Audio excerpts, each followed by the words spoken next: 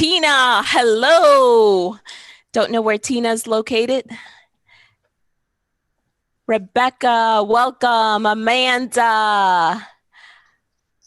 Estelle. When that opens up, it just starts. I know, then it starts going in so fast. Hello, Elaine. Charles. Actually, I just realized something. Charles, happy birthday. What? Uh-huh. Today? Yes, I believe so. Oh, Russ made a face like I think I got. I hope not too. I gave Charles a huge hug today, but it was for a completely different reason. I didn't say happy birthday. Well, we won't cry. I thought I had it right, but he's going to put it on the chat, I'm sure. Amber, my friend from Bold Penguin, is in the house. Angie, Debbie, welcome. Yes. And I've got my Bold Penguin on my desk over there. You ready? Ready. All right. Welcome to our Compliance Conversations hosted by Insurance Licensing Services of America and the Spot on Insurance team, Spot Insurance podcast. Today's topic is mergers and acquisitions in the insurance industry, challenges and best practices. Thank you, everyone from around the country and in the island of Puerto Rico in the Caribbean.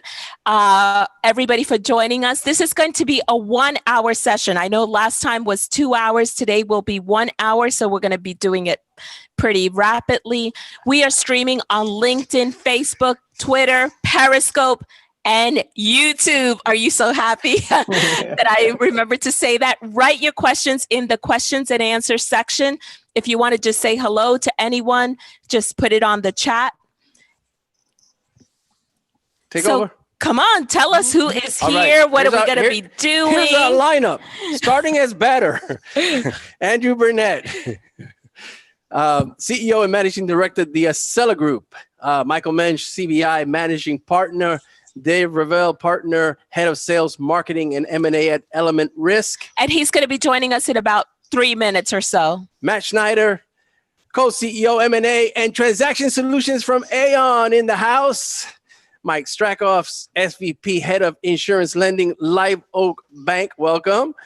Stephen Weiss, Partner at Levenfield Pearlstein. I think I'm getting them all right. He should be joining us in just a few minutes as well. Corey Witter, welcome. Vice President, Private Equity, Mergers and Acquisitions Group, Marsh.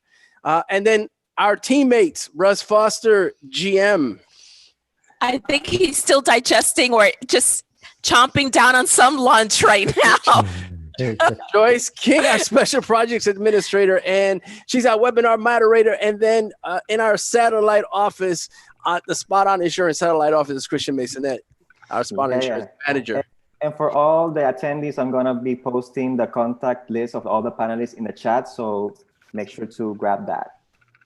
Yeah, because that's one of the things that we've learned from these webinars is a lot of people afterwards have been asking us, please send us the contact information for the panelists. So we're putting that up right at the beginning so that you guys all have access to that. And Christian just dropped that in the chat. So you'll have access to that. And if you missed our previous webinars, you can always catch them on our YouTube channels. That's ILSA and SOY YouTube channels. Yeah, so I mean, as most of you can imagine, we at ILSA are dealing with M&A from our client side. We don't get into the weeds of it, except when it comes to licensing and compliance. And so, a lot of times we're charged with, changing the names at the DOIs, the Departments of Insurance, the SOS, the Secretary of States. But, a lot of times we get involved after our clients have acquired a new agency. And years ago, a couple of years ago, this was like constantly happening. Our clients would acquire a new agency and all of a sudden we would be like, guys, they have all of these issues. Like, you got to look at this and you've got to make this part of your due diligence process. From that, we started a service called our compliance review, where we're actually checking these things at the Secretary of State, at the Departments of Revenues, at the DOIs, the Departments of Insurance, before they actually acquire a new agency, so that at least they kind of know what they're getting into. And that's our compliance review service. but that's as far as we get into this. So this part is the stuff that for our agency clients, our agency principals, this stuff is so important because I know that a lot of times they're going into this stuff without a lot of knowledge. We want them to know, yes, the financial aspect of the due diligence is important, as is the compliance review. So we're really excited. So Joyce, we have a great lineup, like we said, and a lot of things that we're going to be getting into. So if you could just do a recap for us of what we covered last time. You bet. So, and this will be a quick recap of session one, because I certainly am ill-equipped to go into the details. But we talked about just our current environment with COVID and in this being an election year and how that has affected M&A, maybe very negatively in the beginning. But what I took away from our last session was that it's booming as good as it ever was. Again, do you agree, panelists? It's come back in a great way. I would say very optimistic. We've got a. What happened? Well, you got Mr. Freeze. Say it again, Matt. You froze up, but go ahead and say that again. Okay. Can you hear me okay now? Yes. I would say there's no question it's coming back in a big way. Where it was last year, we're not quite at across most of the statistics, but everybody thinks it will be there. In fact, the survey recently posted, I'm trying to recall right now, who was 61% of the business people polled in M&A said within 12 months, it will be back at full levels of last year, but it's all in the process of climbing up there now at a very fast pace. Fantastic. Fantastic. We talked about financing for M&A. We talked about who you should assemble as part of your M&A team. We talked about how to access capital. Mike Strakoff talked to us about if you took the PPP loan, what you should be doing about that right now, especially if you're about to put yourself up for sale. So we covered a lot of interesting topics as part of the M&A process. But if you want to know everything, you're going to have to go catch the replay on YouTube. So look for our M&A part 1. It was an excellent 2-hour session, really, really full of lots and lots of information. Yeah. To start off part 2, I want to pose a question to Michael Mensch. This is something I wanted to talk about a little bit in part 1, and even with 2 hours, we still did not get to everything that we wanted to talk about in session 1. But could you start us off with just a kind of a quick, maybe a definition lesson, or just give us the difference between a financial buyer and a strategic buyer? Sure. So a financial buyer is usually, a lot of times it's an individual, but it could be a company that's generally buying the business for the cash flow that it produces. The difference between that and a strategic buyer has other motivations for making an acquisition. So in the insurance industry, you'd have, a vertical acquisition, meaning like a carrier buying a retail agency, or you could have horizontal, would be one agency buying another. But the strategic buyer will typically pay more because there's other benefits than just the cash flow. They get economies of scale with carrier contracts and a lot of other things. So that's the difference. The financial buyers buying it the way the business is running based on historic cash flow. Strategic buyers looking at other aspects, that may increase the value from their perspective. Awesome. Yeah. Okay. And Andrew, so how often do you see a premium for synergies when it comes to a strategic buyer in the mix versus a PA, private equity? Again, it all depends on how you negotiate the deal. On the buy side, and when I represent clients, we're always looking at, getting the lowest price. And that can happen in a number of ways. And just before I even get to that question, I think that when you're looking at acquisition and even looking at selling your business, I think there are 3 things that you need to look at. One is your business transferable, right? So that's the first thing. 2, are the assets of the business identifiable? And then identifiable meaning that that's the way that you run your business. Is it your client contacts, your book of business, and are those things transferable to the next owner of the business? And the third thing is financeable, right? So is the business, are you able to finance whatever price that you're offering? And if you look at that, on the buy side, I'm always looking at ways to structure the deal so that we're looking at it and getting the lowest price possible. And again, I represent both the buy and sell side.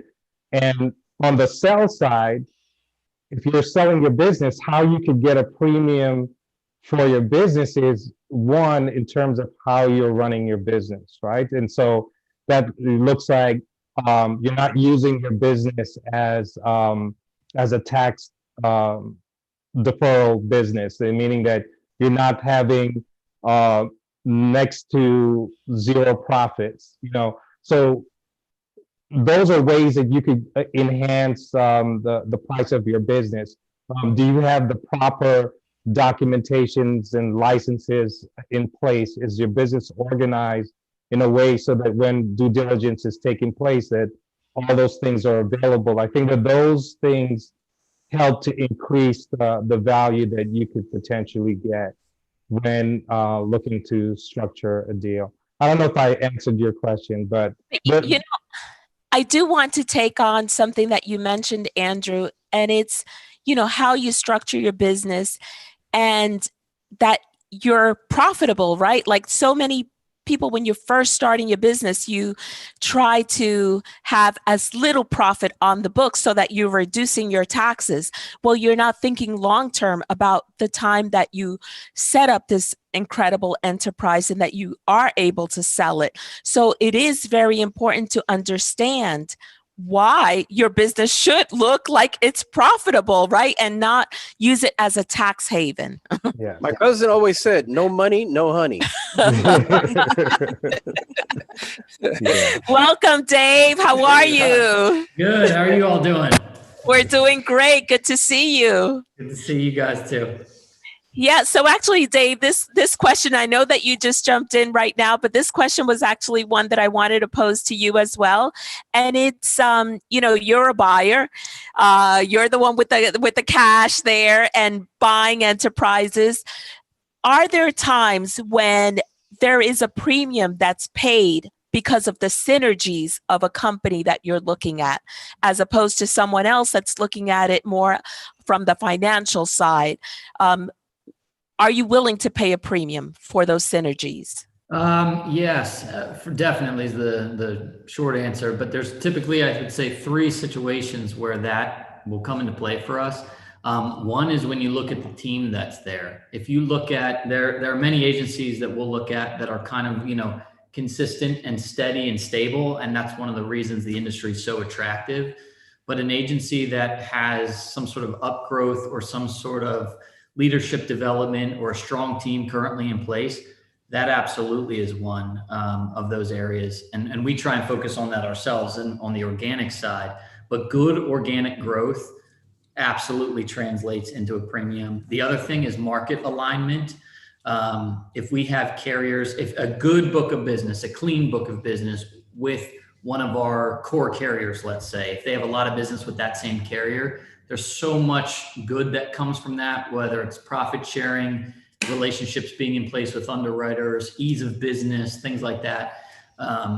That is another situation that can demand a little bit, there's a lot of there's a lot of science to it, but that's the art side, if you will, where the buyers can get a premium. And then the third thing that we've noticed is actually the proximity of the agency to the greater area. We love agencies that are in county seats, for example, because especially in times where there's grant money going into a county, it's all coming from there. So the roads might get updated in that area. There might be developments happening in that area. We have an agency in Hanover, which is growing by leaps and bounds. And so because of where that agency is physically, it's riding a rising water line. And so there can be to us, there's actually value in things like that. And there can be a disadvantage to areas if the area itself, if there's you know, people leaving that area for one reason or another, or whatever might be going on.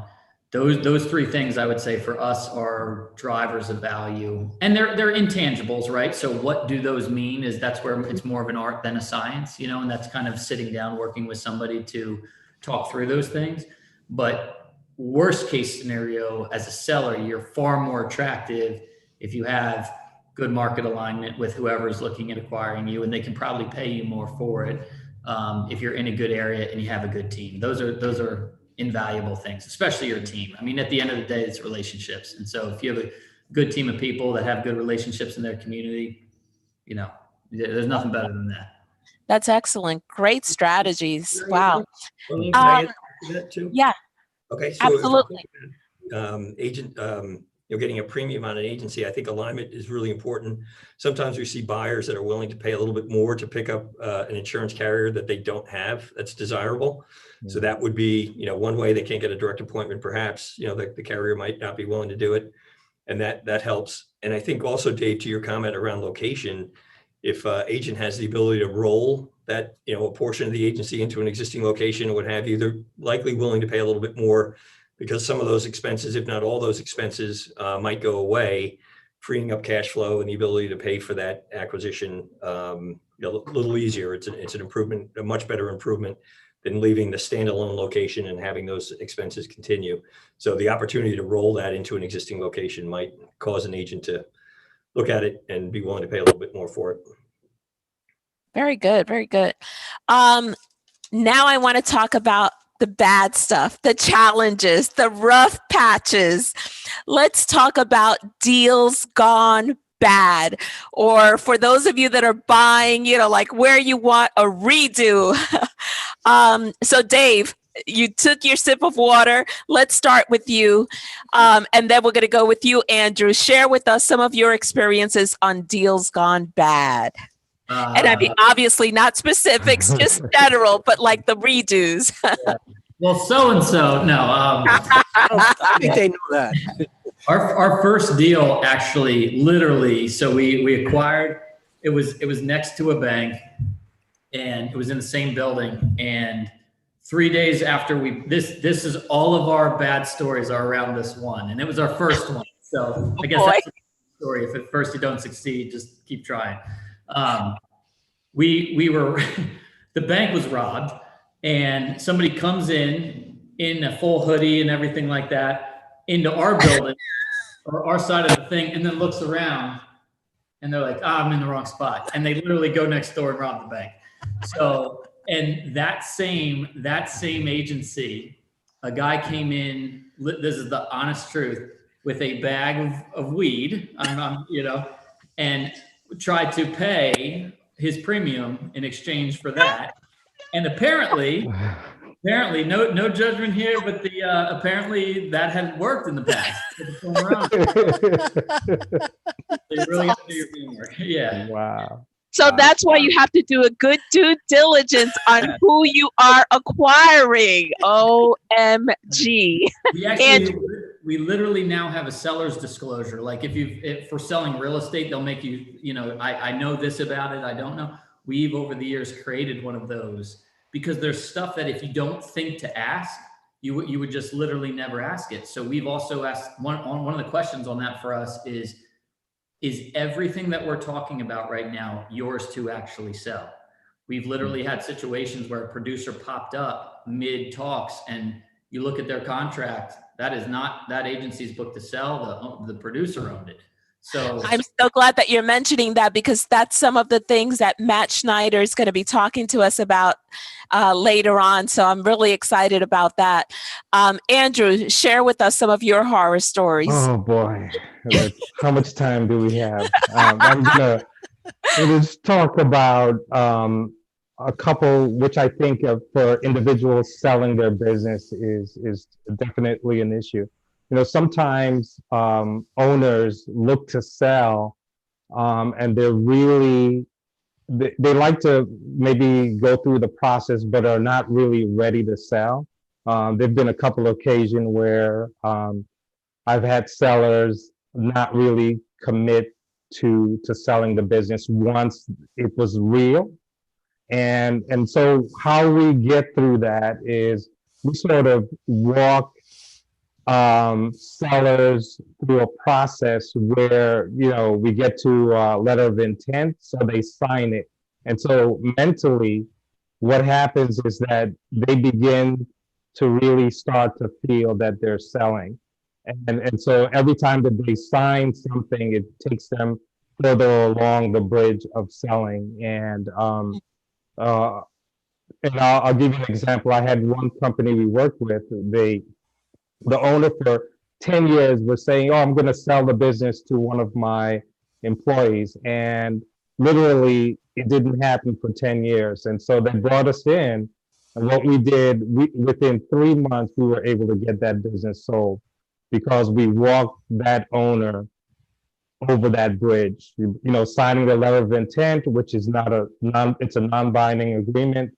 Then we got to the legal documentation and we negotiated a price for that business where the buyer actually got cash at closing. I've never had a deal like that. The seller gave them cash at closing, which is unheard of. But seller's remorse is real. Huh? Wow. Yes, and part of what helps to do away with that is having the seller actually sign like a consulting agreement so that they're still part of the business and for maybe like a 3-year period so that they could continue and feel, you know, part of the business after the transition. Yeah. Very good. Very good. Awesome. Who else has any horror stories to share? So Stephen, actually, I would love for you to share your experience on the legal side. Well, he's actually not even, not here. Stephen's not quite in yet. Yeah. I thought he had already joined us. I thought he was in. Anybody else on that? I could maybe share something on the legal side. This is actually a business that we bought last year, which is, we bought a company, and the great thing about having the right team around you is that good legal representation really helps to take the risk out of transactions going wrong, and they are worth the price to have good legal documentation. And so we had good reps and warranties in our agreement, and so the seller defaulted.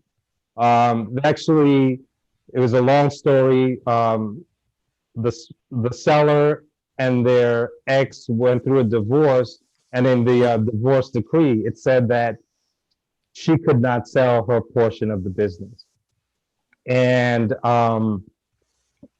what happened, she never told us that until after the transaction closed. And because of that, because we had good reps in our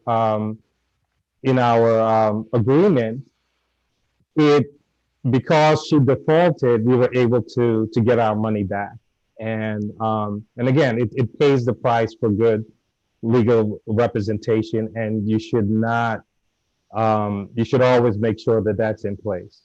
Yeah. Wow, that's a huge one. A divorce in the middle of a transaction, or prior to, and non-disclosure. Matt, I want you to take it from there, because I know that there are a lot of things that can derail deals, and you've seen them, you've heard of them, and you fix a lot of them.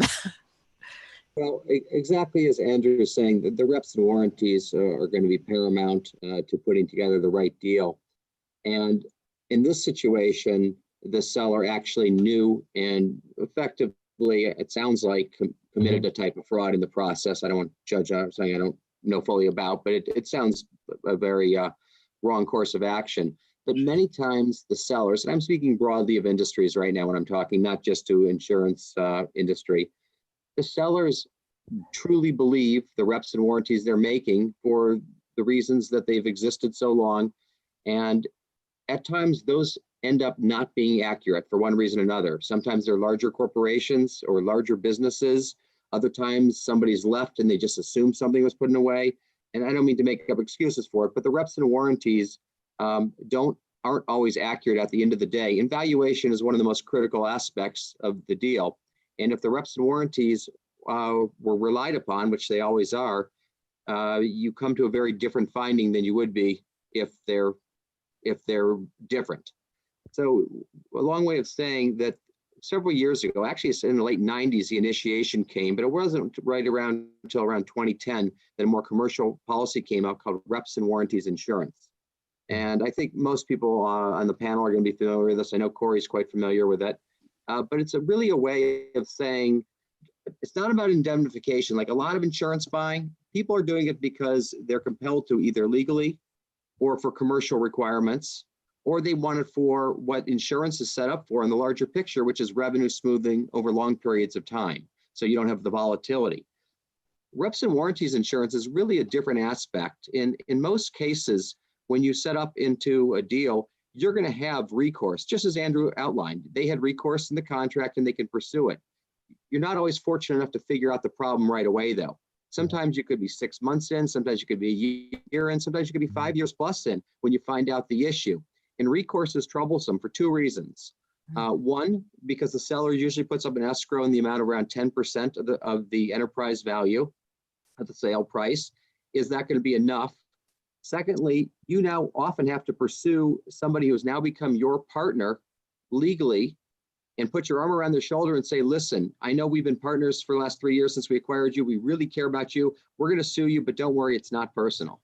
Mhm. Mhm. The reps and warranties insurance does a nice job of establishing a few things right off the bat. One, sellers get 100% of their sale price day one. They don't have to put up anything in escrow. And oftentimes, reps and warranties is part of requirement by the seller in order to enter in the deal. They're the ones who want that. Number two, the seller can also step out of continuing with a number of liabilities. So their tail liabilities are diminished based on some of the reps and warranties insurance. Fraud or other things would still maintain, but it diminishes their liabilities in the future. And number three, the buyer is taken out of the position of having to turn the remedy towards the entity they purchased and who's now their partner. They could turn the remedy to the third party who's the insurance carrier, and it doesn't disrupt the business relationship. So don't think of reps and warranties as buying for indemnification. That's usually resolved one way or the other. Think of it as deal flow smoothing to create a more amicable way of coming together where there might be a little bit of a rub. And Corey, I know you know quite a bit about this. Is there anything that might help smooth that around? No, I think you articulated that pretty well. And honestly, it's a great tool to, great alternative to escrow, as we've seen over the last several years. But I think at this point, especially in this environment, if it is a competitive process and the sellers are requiring it, it's something that must be addressed immediately. There are increased amount of markets who are now actually underwriting reps and warranties, but ultimately really depending on the risk, it really sort of diminishes the amount of insurers that are, are willing to actually underwrite a certain type of risk. Speaking specifically of healthcare, although I know this is primarily around insurance, as Matt has stated, it's really ultimately about smoothing the risk and making sure the process is as efficient as possible and addressing any contingent liabilities associated with the agreements. Yeah. And I mean, quite frankly, if you have a seller that's looking at a deal of $10 million and they're having to put $1 million on escrow, that's a good amount of money. Maybe it's not as significant as $100 million deal that you're putting 10 million, even though that's still a lot of money. But I love the way that you guys talk about it, that it's a deal flow balancing, right? Like just kind of keeping that out of there. Like you can get, as a seller, you can get all of your cash at the close of that transaction. I really like that. One thing I will put in there just for a bit of a disclaimer, there do become some points where the value of the deal as it gets lower. The frictional cost of doing all the work, because it doesn't matter if it's a big deal or a small deal, a lot of work needs to be done in order to do the full diligence on the carrier's side. So as the deals tend to get smaller, and maybe I'll put up a number, I don't know if anyone else wants to jump in, around 25, 30 million, the frictional cost grows tremendously in the process relative to what it would cost as a percent of the deal for a much larger deal. And at some point, it doesn't become feasible because the insurance companies would rather work on larger deals for a larger return rather than the same amount of work for a very small return. That's really interesting. So I want to pose this next question to Michael Mensch. So are you seeing in smaller deals that the owners have to put up that money then? As far as money into escrow? Yeah. No, usually not. Okay. So it's actually maybe the Not mid-size in the insurance deal. world, we don't see that. Okay. Okay. So Michael, we'll stay with you. My next question is for you. When you're presented with an owner that has, let's say, a healthy revenue, their earnings are great, but they have a lot of products in the development, and they're anxious about putting valuations on those products that haven't been launched yet.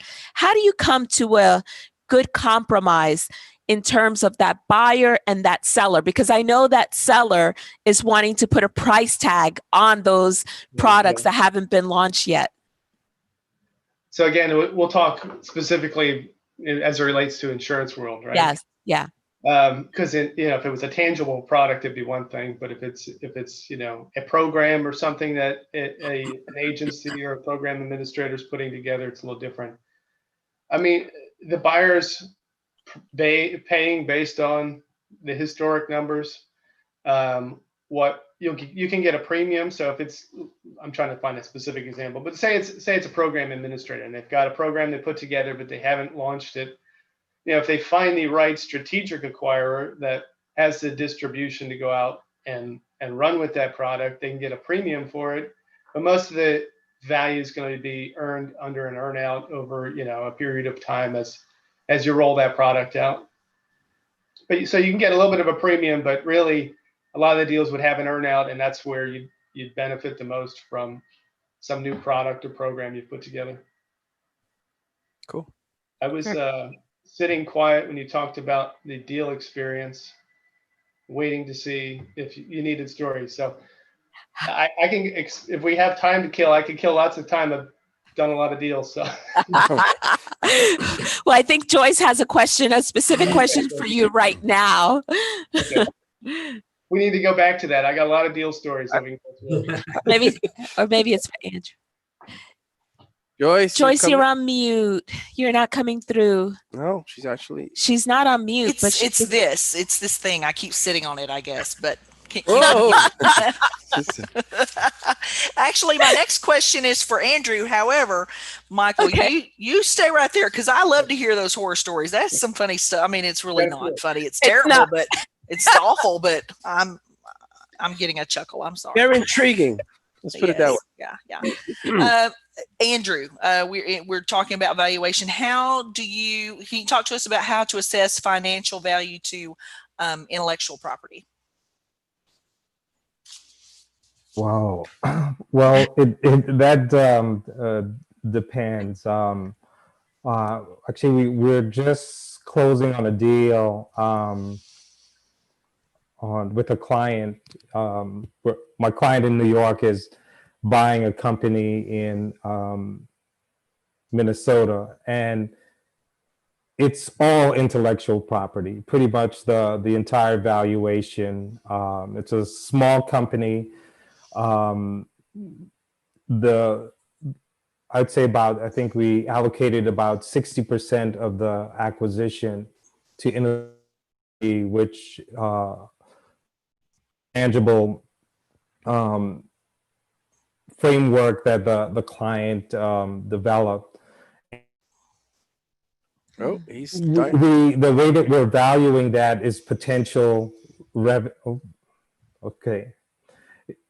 Hopefully I'm back. Potentially how we're valuing that is the potential revenue that particular stream of the business is going to create in the future. And as Michael said, is that portion of the business, the valuation for that is based on an earnout because it's not something that is tangible at the moment. And again, it's tricky, right? Because for a lot of companies that you're not buying physical assets, you just have to look at the potential of future cash flow that's coming from that intellectual property. That's the best way I could think that you Yeah. would. And of course, in our industry, in the insurance industry, we're seeing a lot of that. And maybe Michael, you'll speak to that. Mike, you'll speak to that in the insurtech side, right? So many of those companies, the revenue hasn't been generated, but it's that intellectual property that, you know, they have something that's sleek, that's amazing, that's innovative, that's going to change the insurance industry. And how do you put a price tag to that?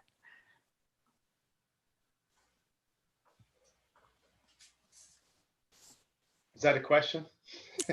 No, that's fine. I thought maybe you guys might want to add a little bit to that on how, you know, that the financing looks in that area for insurtechs, where you don't have something that's concrete yet. Yeah, so I'll just take a swing at this first. So most of what we do in the financing space is transactional with mostly acquisition of insurance agencies to insurance agencies. We don't do any insurtech financing right now. If I look at somebody that's in a position that's in development, spending a lot of money in investments and maybe in the red when it comes down to profitability, we do a lot of traditional lending. It's really not at a spot where now add a loan to it where there's a monthly payment and things of that nature usually doesn't help them. They're probably more in a spot to look for an investor to come and add money and take the ride with them and kind of ride out the returns. But traditional financing, we just don't do it in the tech space, but that's my general comments as it relates to somebody that's more in investment mode than money-making mode. Traditional financing is a little tricky. Okay. A quick comment. We've been investing quite a bit in IP over the last few years, and we've recently created something akin to a quality of earnings, but it's a quality of IP. And it's something that a entity will utilize when they're selling. So this is a seller's avenue, just like they would with the quality of IP, where we go through with our investment in these deep programs, looking at the valuation and provide very clear reports. So rather than what's historically in the data rooms, lists of patents, which they themselves, people can make statements to values, but sit there without a lot of explanation. We kind of make it three-dimensional in terms of evaluation. We also help with evaluation due to some companies we had acquired in the process. And it provides a document that brings to life. And we believe that it's going to be quite instrumental in increasing the multiple by which these companies are purchased for. It has to be, of course, something of value, and it is at times difficult to value IP. And one of the other areas I'll just throw out there quickly is not so much a M&A type situation, but it's an alternative to raising equity by raising funds as an alternative to raising equity. We've created a product where somebody who has IP that's in use, but doesn't necessarily have to be fully commercial, but is in use, and we go through the valuation process with them. We've worked with lenders to actually lend based on the IP value. So normally you can only borrow based on assets of a more tangible type. Here, we've been able to get lenders to provide capital, and then we have the financiers utilize a wraparound, so they are held up, they are protected in the event of default ultimately. But the bottom line is, when a company is growing and it doesn't want to give away its equity, it now has an opportunity to say, I've got an alternative to get the funds to continue to grow without giving up my baby. Very good. So let's keep talking about numbers and financing. So Mike Strakoff, this question is for you. So, a lot of times, we're all hearing about, the $100, $200 million cash deal, like boom, cash being thrown down. But obviously, we know that not everything is a cash deal. There's for every transaction that's a cash deal, there's hundreds, thousands that are finance deals. Talk to us about the issues, the problems that come about. There's lots of deals that don't go through because of financing. Talk to us about the issues that can come from the seller side or from the buyer side. Great, excellent question, and you are correct. There's a lot of deals that are being done that you can go on to, Marshberry or whoever it might be. Mike's firm puts out information with regard to acquisition activity. Sorry, Mike, but there are many people that are providing that information. But a lot of that is kind of headline information. It's those that are large agencies that get acquired by another either large agency or private equity firm. And a lot of the stats that come from that kind of drive the expectation for those that might not necessarily be a candidate for that type of transaction. So you wind up having these unrealistic expectations at times from sellers to say, hey, this I just read the other day sold for 15 times EBITDA or 12 times EBITDA, and I'm a significantly smaller agency, and I think I deserve that type of multiple. I think it's really kind of created this stratosphere that's unrealistic in many cases for many agents, and not that what they're reading is untrue, it just is not universally applicable to all size agencies. So that's one process of bringing people down to the reality. And the reality in which I work in, I'm in the affordability business. I'm not necessarily in the market price business. And the difference between the two is that there could be somebody out there that's willing to pay a very large multiple. It might be a cash deal. They might have other resources and be able to afford something at a large multiple, where that same agency that's being looked at by another buyer that needs to maybe come through traditional financing. We go through the process to say, hey, if you buy it for this price, does the cash flow of the agency that you're buying and the agency that you currently have combined, does that offer the cash flow necessary in order to pay for the debt you're looking from me in order to make this acquisition? So we can be a bucket of cold water at times to say, get a call, great agency, this is awesome, we've already negotiated the price, this is where we think it's going to go. The agent down the street sold for this number, we think it all makes sense. And then we said, all right, great, let's get involved. We take a look at it, we do the cash flow, and it, at times comes nowhere close to being able to quote unquote afford, the ability to make that transaction. So, one from a seller's perspective is just making sure that there's reasonable expectations, particularly for the type of buyer they have. Because some buyers just won't be able to maximize the value that the buyer will not necessarily be able to maximize or be able to get to the seller's, asking price. From a seller perspective, one of the things that we, kind of joke about, but, it seems like some people wake up on Monday and want to sell on Tuesday. That it usually does not lend itself to the best scenario when it comes to, maximizing value, that they haven't taken the time to really prepare their agency to sell, and therefore, have some issues around whether it be profitability. There could be a plethora of things that might not necessarily be viewed in the eye of not only the buyer, but the person that's looking to provide the buyer with financing, that there might be some concerns. And then we also see that on the buy side, that, an opportunistic opportunity. You have an agent sitting in town, the agent across town comes to them and says, hey, I want to sell my agency, would love to sell it to you. But they're just not prepared to do that. They haven't really prepared their financials or have their financials in a condition that is conducive to finding financing. They might not necessarily have the ability to come up with a down payment if that's necessary. So they really haven't kept their powder, dry, if you will, from a cash standpoint. They haven't really managed their agency in a way that makes them a good candidate for financing, and a great opportunity might be, spoiled, if you will. Just because that can happen. And I'm going to throw my quick horror story in while I can, and I have the mic. They like horror stories. So imagine this, an agent does the right thing, creates a perpetuation plan. It's a 3-year plan. He actually solicits somebody to come on board, and that's going to be his candidate to take over the agency.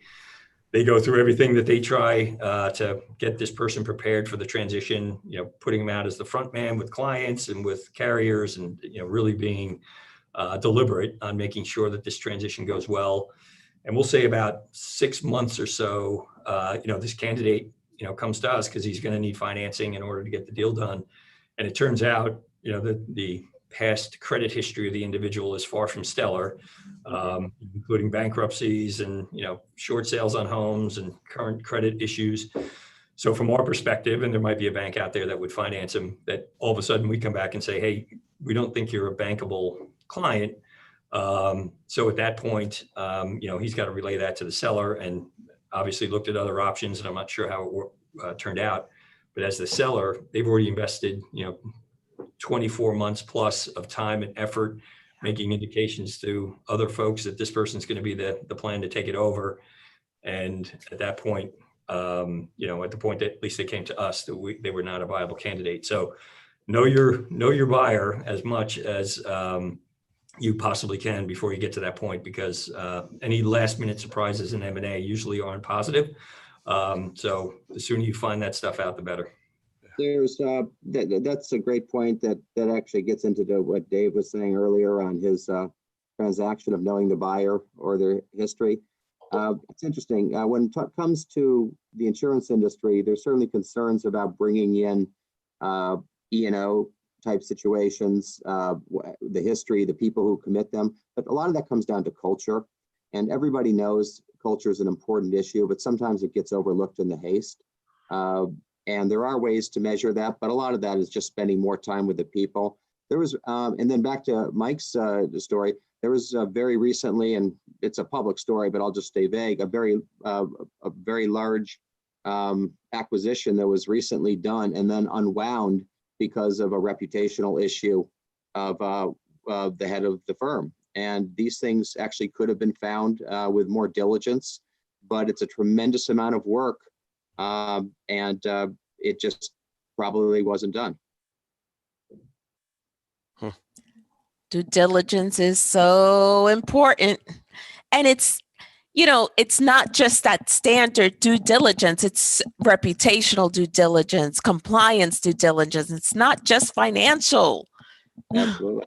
If I can piggyback off of Mike's comment too, so I'll add a little bit more, because I think your original question was about how much cash is delivered at closing on deals. Was that correct, Arlene? It was not so much so that there's a lot of cash deals, big cash deals, but it's those that need financing and that don't go through for whatever reason, maybe an issue with the seller or an issue with the buyer. So traditional financing is 10-year repayment of principal and interest. So if you run the numbers on it, really it only works up to 6.5 times EBITDA, and that, so a bank like Mike, they could look at the buyer's cash flow, they could look at the seller's cash flow, combined EBITDA, and then they probably wouldn't even go to 6.5 times, but that's kind of the high watermark level. And it's just the numbers don't work any higher than that, and the cash flow is either negative or pretty close to it. I can't see Mike, so is he nodding yet? Yeah. Yeah, and so that's usually in the ballpark. Most buyers are not going to bring a lot of, if they're financing it, they're not going to bring a lot of their own cash to the table, maybe 10% of the purchase price. And then add on to that, the bank's financing roughly 6 times EBITDA. And that's pretty much what the average small agency is going to get in that range. You can't get creative when there's a bank involved. You can't have other notes that are, unless it's deferred until the bank is paid off completely. You can't really have any type of other debt instrument or earnout on top of the bank's debt, because they're not going to risk the buyer not being able to pay them back. So I just wanted to clarify that, on the numbers side, really, if it's bank financing, you're probably looking at somewhere around 6 times EBITDA valuation plus maybe some down payment from the buyer. And Mike's not on my screen. Is that right, Mike? Yeah, structure is key. So that can be managed through other things, seller notes and some other things. But it is when we get a deal that's fully negotiated, it sounds great. But at times there's aspects of it that likely need to be unwound and reconstructed because you get the lender involved late. There's going to be aspects that we're going to want to see things in a certain way. that might not necessarily be the way it was negotiated. So one of my It's hard to do an earnout when you've got debt there also, because earnout's usually a large contingent payment at year 1, 2, or 3, but you're already paying debt service. So a lot of times that's probably something that the banker has to try and work with or restructure because it doesn't fit into the formula. certainly need to understand. Absolutely. So my from part one, my caution was have a conversation with the lender early, just so you understand what they're looking for and what they might need. And that could be very helpful and save you a lot of redo time. So I think one thing I would add on that is that as the deals get larger, the language becomes EBITDA. But I don't know, Mike, if you experience this, but the first time you say it to one of your sellers, they might be like, EBITDA, what? Kind of. And in the industry, there's still a lot of talk about multiple of revenue. Mhm. And what we will say a lot of times is you could have $10 million of revenue, and if you're not profitable, we literally couldn't afford to buy the way we buy. But then also too, if you do like to think like that, a real easy way to get there is if you look at your books and you're basically at a 30% profit level, to use Mike's, 6 times EBITDA, very, very quick math, you'd say 1.8 times earnings. Right. Mhm. If you're 40% profit and you get a 6, you're 24, you're 2.4 times earnings. Right. So if a lot of agencies that we talk to might be between $500,000 and $1.5 million of revenue, sometimes we need to have those conversations and kind of literally sit side by side and see why we're getting to what numbers. It's not just we're offering 2, because they heard down the street got 2 times or whatever. Yeah. So it is confusing for the agents that get into that, even if they haven't been talking about that, and the way we kind of, our quick conversation is really, it's a matter of affordability and profitability. So and actually many times when we get to the point where we understand the EBITDA, we're just going to tell them, it's at 2 times, you got it back into the number either way, to handle the conversation in the way they're thinking. And for people to understand, with EBITDA is not what the owner's netting. EBITDA really is if that business ran and the owner with either paid a salary or, after the transaction, the owner gets replaced by somebody else. Because a lot of times we call that owner's discretionary cash flow or something like that. But it's a little bit different because the owner's doing something in that business every day of the week. And if they leave, that position has to be backfilled, or maybe they stay on and take a salary. So it's really after paying the owner's compensation, Mhm. what would the cash, that's what we call EBITDA or pro forma EBITDA. Agree 100%. I want to direct my next question to Corey. And Corey, so in what ways do you help the private equity firm or the client involved to determine the cost of their insurance program? And what impact does that have on the valuation of the target business? No, that's a great question, Joyce. So in my world of insurance due diligence, my focus is primarily on the commercial insurance programs of a particular target business. But, ultimately it's identifying the costs associated with the insurance program. That includes the P&L expense, from sort of the annual cost of such insurance, but also if they are retaining some financial responsibility associated with their commercial insurance programs, particularly the casualty lines. And we try to identify, the balance sheet reserves associated with outstanding and incurred but not reported claims. And ultimately, although insurance is usually a small part of most transactions, really depending on the transaction, 80, 90,000 employees, then that potential outstanding liability is going to be very substantive. And what we want to do is essentially bridge the gap with work from, by working with our actuaries to determine what those future liabilities will look like and what the company is currently accruing on their balance sheet for those liabilities. And if there's a material gap there, then that may impact the ultimate purchase price of the company. If our client considers that, the PE client, I should say, or the financial buyer considers that, an important part of the purchase price. Thank you, Corey. No problem. Arlene, I was going to say we've got 6 minutes left, and I feel like we would be doing the lessons learned portion a disservice if we try to get that in today. So maybe we put that off until Next time. I think you're right, Joyce. I think you're right. Which means we can have more horror stories. Before that, yeah. Just in case you guys didn't know, Arlene and I do host a podcast, Spot on Insurance. We have a lot of fun in interviewing incredible people in our industry. You hear what craziness comes out of this guy. We cover every sector time of the industry, and as you heard, our November 3rd episode will be focused on licensing and compliance tasks you have to complete during a merger and acquisition. So make sure you check it out on iTunes, Spotify, Stitcher, Google Play. So I'm really excited about that particular podcast episode. We're actually, running several webinars that are mini series right now. And we have the M&A one, we have staffing a compliance team, and we're also going to be doing one that's going to be around surplus lines, which is our niche in the insurance world. But we're doing podcast episodes that are wrapping up those webinars. So on November 3rd, like Ted mentioned, we're going to be doing a podcast that's going to be all centered around mergers and acquisitions, but not what we've all talked about, but the licensing and compliance part of it, like the part that acquirers don't pay attention to. They're all just digging into the financial side. They're not thinking about, did this company do their annual returns with the Secretary of State, with the Department of Revenue? And woe and behold, no. I mean, we find this all the time from our clients when they come to us and they say, oh, by the way, I just acquired these 5 agencies from October to December of the latter part of the year. Go check them out. And we find out that they haven't done their annual returns. They haven't done their affiliations. They haven't reported their changes in the directors and officers. All of those things are crucial, not just post-acquisition, but especially pre-acquisition, right? Like you have to know what you're buying. Well, the fines can be quite steep. Or as a seller, you need to position yourself. So that all comes with it. You have to get all your ducks in a row. Absolutely. And they're gonna pull a D&B on you.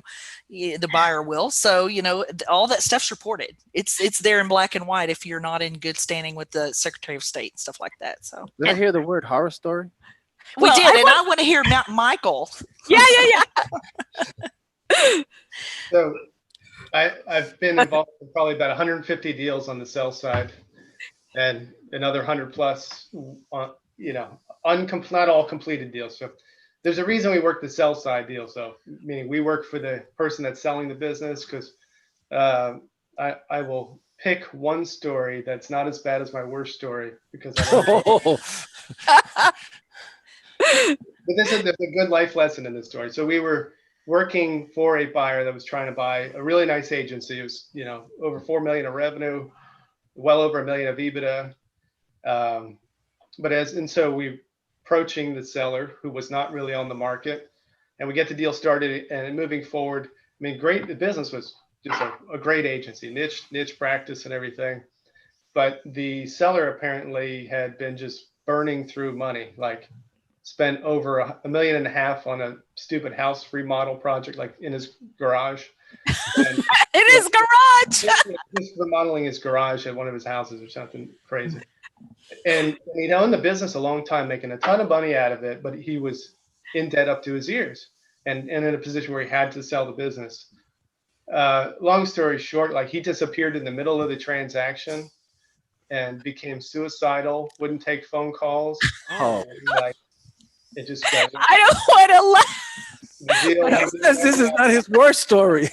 That's my second worst one. I'm not telling you the worst one. I'm posting that offline. Tune in next time. We'll see. Russ, oh my goodness. Oh man.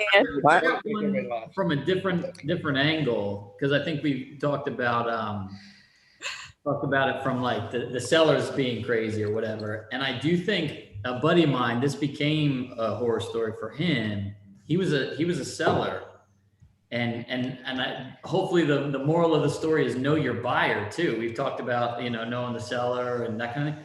But this guy is one of the most thoughtful people I know. His team is 29 people, cares about them deeply.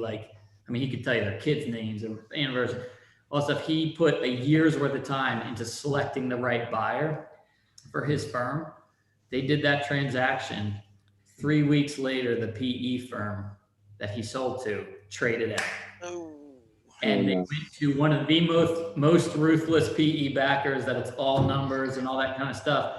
And so all the promises, all the everything, all the diligence that he did disappeared.